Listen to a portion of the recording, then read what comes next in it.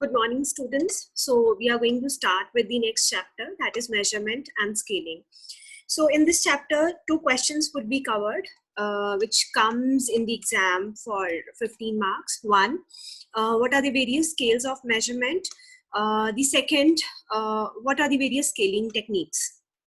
Right, and this particular topic or this particular chapter you would be doing from the notes only, and I would be giving you notes for the same in the WhatsApp group only. ये आपने book में से नहीं करना, book में जो scaling techniques दी हुई है वो काफी हद तक गलत दी हुई है, राइट. सो ये आपको मैं नरेश मल्होत्रा एंड सत्यभूषण दास की बुक में से आपको नोट्स प्रोवाइड कर दूंगी, right. So we are going to start with the measurement.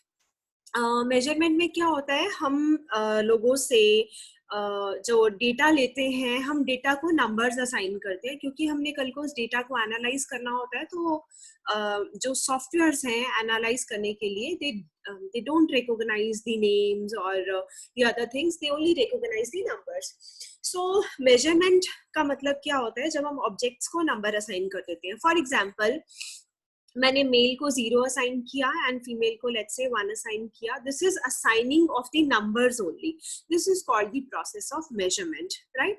And there can be 4 kind of scales in case of research. These are the 4 scales of measurement: nominal scale, ordinal scale, interval scale and ratio scale, right. हम basic इसी hierarchy में चलेंगे. तो जो basic scale है हमारा वो है नॉमिनल स्केल, उसके बाद ऑर्डिनल स्केल. नॉमिनल स्केल में अपने ही फीचर्स होते हैं. जब हम नेक्स्ट स्टेप पे चलें ऑर्डिनल स्केल में, तो ऑर्डिनल स्केल में अपने फीचर्स भी होते हैं प्लस नॉमिनल स्केल के भी फीचर्स होते हैं. अगर हम इंटरवल की बात करें तो इंटरवल में ऑर्डिनल नॉमिनल के भी फीचर्स होते हैं प्लस अपने कुछ स्पेसिफिक फीचर्स होते हैं. सिमिलरली रेशो में सबके फीचर्स होते हैं प्लस इसमें कुछ अपने फीचर्स होते हैं. Now coming to how to assign numbers or what are the various scales of measurement.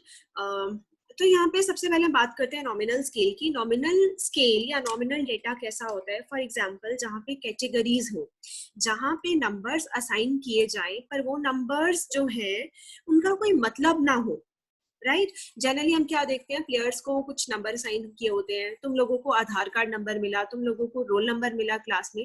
Roll number 1 does not mean that is the topper, right. तो इसका मतलब वो नंबर सिर्फ आइडेंटिफिकेशन के लिए अप्लाई किया गया है, आइडेंटिफिकेशन के लिए दिया गया है और उसका कोई एनालिसिस नहीं हो सकता. तो उसको हम क्या कह देते हैं, this is a nominal scale और this is a nominal data, right. The second one is ordinal.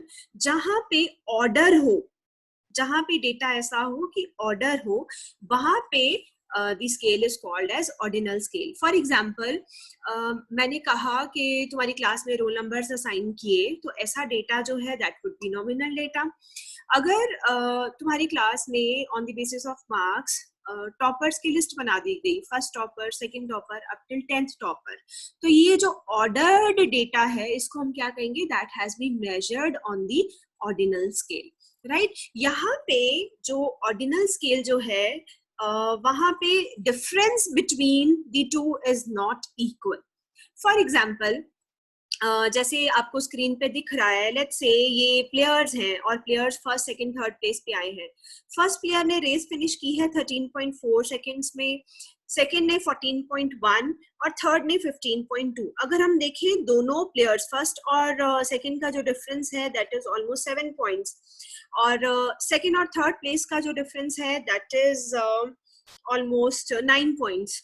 तो difference between the two ranks, they are that is not equal, right. Such kind of data is called as ordinal scale data. जैसे अगर कोई बच्चा first आया है, let's say उसके marks है 79, second आया उसके 77 और थर्ड आया उसके 70, तो ऑर्डर तो है लेकिन उनके बीच में जो डिस्टेंस है that is not equal. Such kind of scale is called as ordinal scale, right. तो यहाँ पे हमने जो नंबर असाइन किया, नंबर 1 इज आइडेंटिफिकेशन की फर्स्ट टॉपर का है. मोर ओवर यहाँ पे क्या हो गया, दोनों के ऑर्डर है लेकिन यहाँ पे डिस्टेंस इक्वल नहीं है. इंटरवल स्केल में क्या होता है, यहाँ पे distance between the two numbers are equal. For example, मैं आपको कहूँ कि rate the students on a 10 point scale, right. Very intelligent to least intelligent.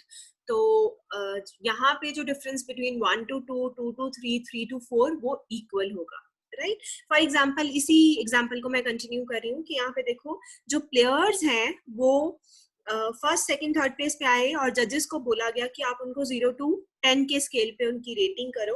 तो हियर वी कैन सी जजेस ने रेटिंग दी 8.2, 9.1, 9.6। तो difference between 8 and 9 is equivalent to difference between 9 and 10। Generally marketing research में, social sciences research में जो Likert scale है that is called as interval scale, right. the normal example of interval or the best example जो आपको हर book में मिल जाएगी of interval scale is temperature scale. So जब हम temperature की बात करें तो अगर मैं कहूँ कि the temperature is 10 and somewhere it is 20, तो obviously जहाँ 20 है that would be double hotter as compared to the region जहाँ पे temperature 10 है। पर the interval scale has a weakness और या उसके फीचर लगा लो कि उसमें interval scale में absolute zero नहीं होता है। absolute zero का मतलब है for example if I ask you car चल रही है 20 की स्पीड पे, right? अब ये 40 की स्पीड पे हो गई तो obviously 40 speed is double than 20, but if I say the temperature is 0, does it mean कि temperature 0 है? अगर speed 0 है इसका मतलब कार खड़ी है, लेकिन यहाँ टेम्परेचर 0 है, यू विल से ठंड है, इसका मतलब there is no absolute 0 in case of interval scale. और रेशो में क्या होता है, रेशो में इन सबकी प्रॉपर्टीज होती हैं प्लस इसके साथ एक एडिशनल प्रॉपर्टी क्या होती है, there is absolute 0। So ratio scale में जनरली हम क्या करते हैं, यहाँ पे for example weight, speed, profits, turnover, ये सारे जो है दीज आर रेशो स्केल, जहाँ पे नंबर्स का मतलब ये भी होता है क्लियर कट के ऑर्डर भी हम उनको अरेंज कर सकते हैं सेंडिंग डिसेंडिंग ऑर्डर में। मोर ओवर रेशो में 0 एब्सोल्यूट 0 होता है। So here we can make easy comparisons. So these are 4 scales of measurement. इनको हम कह देते हैं nominal data, ordinal data, interval data and ratio data. अगर हमारे पास नॉमिनल डेटा है, हम यहाँ पे कोई भी एनालिसिस जो है वो नहीं कर पाते हैं। फॉर एग्जाम्पल मेरे पास डेटा है मेल और female, I can not find out the, let's say इतने मेल्स हैं इतने फीमेल्स हैं, I cannot find out the average or mean। यहाँ मैं मैक्सिमम क्या कर सकती हूँ, in case of nominal scale I can only find out the frequencies और percentages। ऑर्डिनल डेटा में भी जनरली ज्यादा एनालिसिस हम नहीं कर पाते हैं। ऑर्डिनल डेटा में हम सिर्फ रैंक ऑर्डर कोरिलेशन निकाल सकते हैं या ज्यादा से ज्यादा अनोवा कर सकते हैं, वो भी पर्टिकुलर नॉन पैरामीट्रिक। देन उसके बाद इंटरवल और रेशो ऐसे स्केल्स हैं जहाँ पे हम हर तरह के एनालिसिस कर सकते हैं, चाहे वो हमारे पैरामीट्रिक टेस्ट हो, नॉन पैरामीट्रिक टेस्ट हो, रिग्रेशन हो, हाई ऑर्डर रिग्रेशंस हो, तो यहाँ पे सारे लग सकते हैं। सो जो डेटा जो नॉमिनल स्केल पे या ऑर्डिनल स्केल पे मेजर किया गया होता है उसको हम कह देते हैं non metric data, NON-METRIC, non metric data. And interval ratio scale पे जो डेटा मेजर किया जाता है उसको हम कह देते हैं metric data.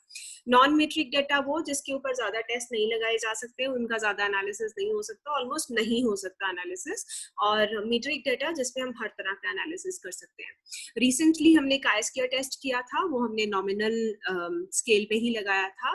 If you remember हमने क्या किया था, दो कैटेगरीज के बीच में एसोसिएशन फाइंड आउट करने के लिए काइस्क्वायर टेस्ट लगाया था। तो chi square test can be applied on the nominal data, right? So these are some other examples of scales of measurement. As you can see on the screen, in case of nominal data, for example social security numbers or football players के जो number sign होते हैं, ordinal में it is quality rankings, interval में it is temperature, ratio में length, weight, and the various statistics which can be done on the various scales of measurement. This is all about scales of measurement.